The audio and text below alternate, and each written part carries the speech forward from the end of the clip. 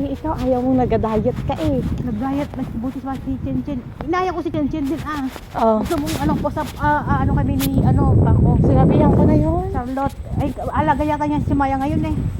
Sinabihan ko Bantay niya na. si Maya ngayon. Oo, may pasok yata si Lourdes eh.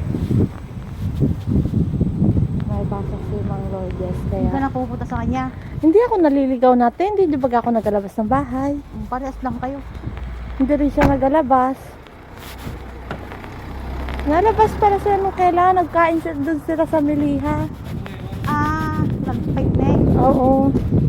Yung kasama niya sina, Sila ang Janet.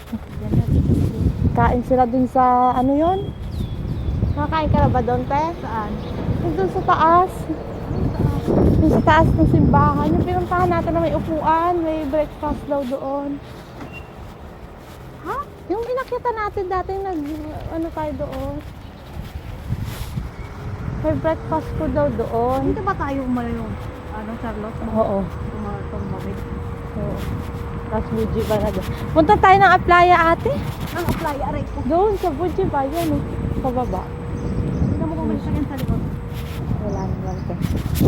Saan mabanda yun? Ala, sa Buji ba Aplaya, te? Hindi ko alam naman na. Sa dagat. Ay, pagdating tayo. Oo, te, malaki te, malaki. Gilid muna tayo te, nakakatakot yan. Ayan na. Tapos yun. Si Jessa nagaganto na rin, oh. Oo. Sana all. Ako kaya. Ito, Ako kaya, ate. bumili ka na nga kasi 3 gigs naman. Magkano yun monthly? Ikaw, mga, depende kung magkano bibigay mo. 100. Oo, 3 gigs 3 naman. gigs. I-divide mo sa 3 gives mo din ta? Di ba nakin to, pinainiram ko lang. Akala ko baga nagkuha ka na.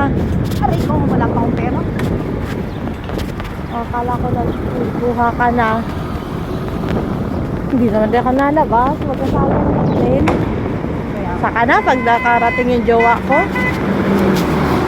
baka na maglakad na tayo. Oo, maglakad na tayo maliit ang espasyo. Magalit. Diyan lang tayo. Relax ko lang yung mata ko. Lagi nang nakahiga eh.